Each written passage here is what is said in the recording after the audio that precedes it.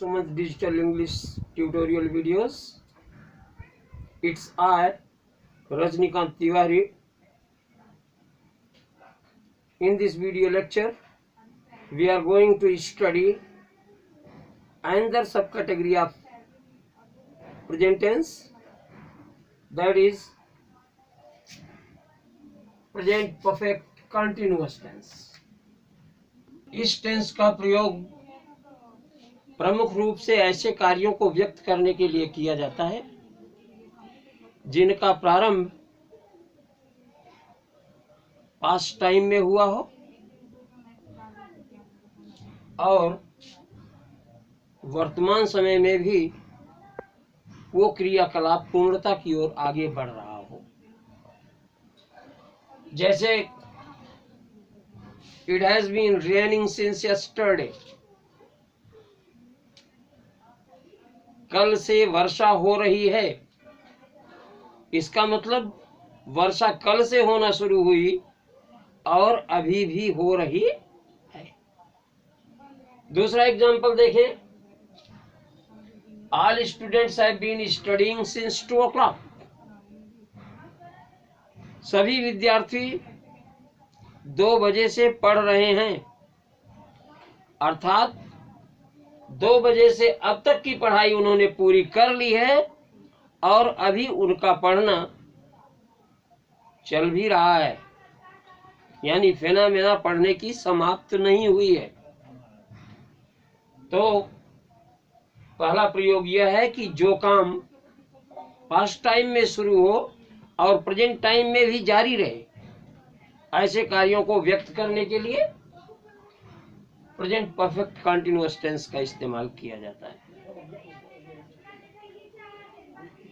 ऐसे कार्यों दूसरा यूज देखिए, ऐसे कार्यों के साथ भी इसका प्रयोग किया जाता है जो पास्ट टाइम में शुरू हुए, कुछ समय तक चले, लेकिन जिस समय बातचीत हो रही है उस समय वो काम समाप्त हो गए हैं। जैसे you have been writing for long, तुम तो बड़ी देर से लिख रहे हो। कहने का मतलब you have been writing for long, तुम काफी देर से लिख रहे हो। अब मैं तुमसे बात कर रहा हूं तो इसका मतलब तुम्हारा लिखना समाप्त हो गया है। या the baby has been weeping,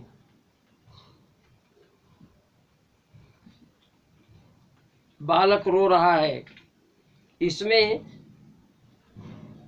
समय का ज्ञान नहीं कराया गया है, फिर भी ये क्रिया हैज बीन वीपिंग हमें बता रही है कि इसमें समय है, लेकिन उस समय को प्रकट नहीं किया गया है। अदरवाइज होता दी बेबी इज वीपिंग। तो इन दो स्थितियों में इस टेंस का प्रयोग किया जाता है। और जहां तक प्रेजेंट परफेक्ट कंटीन्यूअस टेंस की बात है, तो ये प्रेजेंट परफेक्ट और कंटीन्यूअस टेंस का एक संयोग है। इसे हम कह सकते हैं कि जो कार्य होते हैं उसमें प्रेजेंट परफेक्ट भी होता है और कंटीन्यूअस भी होता है।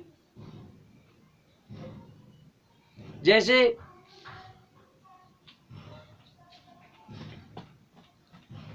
मैं 2 घंटे से पढ़ रहा हूं, I have been reading for 2 hours। इसका मतलब यह है कि मैंने अपनी 2 घंटे की पढ़ाई पूरी कर ली है और अब भी मेरा पढ़ना प्रोग्रेस में है, मेरी पढ़ने का सिलसिला समाप्त नहीं हुआ। तो देखिए, मैंने 2 घंटे की पढ़ाई पूरी कर ली है और अब भी पढ़ रहा हूं। इसका अर्थ निकलता है कि मैं 2 घंटे से पढ़ रहा हूं। अब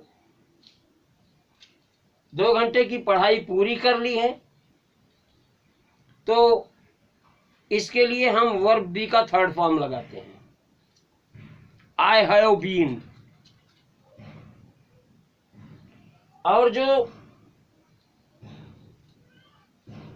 मैं 2 घंटे से पढ़ रहा हूं, अनवरतता के लिए वर्ब की आईएनजी फॉर्म लगाते हैं। तो कहने का अभिप्राय यह है कि एक्चुअल एक्टिविटी जो है, पढ़ना, लिखना, रोना, गाना, उछलना, कूदना, एक्चुअल एक्टिविटी के साथ आईएनजी फॉर्म लगती है और प्रेजेंट परफेक्ट की फेनामेना को पूरा करने के लिए, प्रेजेंट परफेक्ट की प्रक्रिया को पूरा करने के लिए सहायक क्रिया हैज हैव के साथ वर्ब बी की थर्ड फॉर्म लगती है। यानी जो एक्चुअल एक्टिविटी हो रही है उसकी आईएनजी फॉर्म लगेगी और वर्ब बी की थर्ड फॉर्म लगेगी। तो he has been, you have been, I have been, ये देखा जाए तो प्रेजेंट परफेक्ट का रूप है। और जब उसमें आईएनजी फॉर्म लगाते हैं तो वो प्रेजेंट परफेक्ट कंटीन्यूअस टेंस का रूप बन जाता है। मुख्य क्रिया में रहा है, रही है, रहे हैं, अगर इस प्रकार के शब्द आते हैं तो वहां 2 संभावनाएं बनती हैं, प्रेजेंट कंटीन्यूअस और प्रेजेंट परफेक्ट कंटीन्यूअस। अगर वाक्यों में समय का वर्णन दिया गया है, समय की बात कही गई है, तो वहां प्रेजेंट परफेक्ट कंटीन्यूअस का प्रयोग किया जाता है। अगर समय की बात नहीं की गई है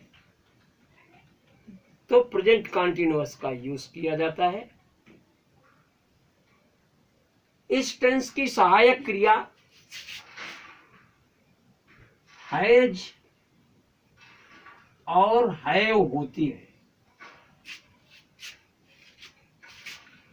हैज का प्रयोग थर्ड पर्सन सिंगुलर नंबर के साथ किया जाता है, बाकी अन्य कर्ताओं के साथ हैव का प्रयोग किया जाता है। मोस्टली लोग बताते हैं कि इसकी क्रिया हैज बीन, हैव बीन है, लेकिन जितनी भी सहायक क्रियाएं आपने पढ़ी हैं 24, उसमें हैव बीन और हैज बीन कोई सहायक क्रिया नहीं है। तो प्रेजेंट परफेक्ट की सहायक क्रिया ही प्रेजेंट परफेक्ट कंटीन्यूअस की भी सहायक क्रिया है। और जहां तक इस टेंस की मुख्य क्रिया की बात है तो वर्ब बी का third form plus actual verb की आईएनजी फॉर्म इसकी मुख्य क्रिया होती है। अगर वाक्य में नॉट का प्रयोग करना है तो इस मुख्य क्रिया के पहले किया जाएगा। वह नॉट चाहे निगेटिव का हो या क्वेश्चन निगेटिव हो, जैसे कि क्या तुम 2 घंटे से नहीं पढ़ रहे हो, तो यहां भी मुख्य क्रिया के पहले नॉट का प्रयोग होगा।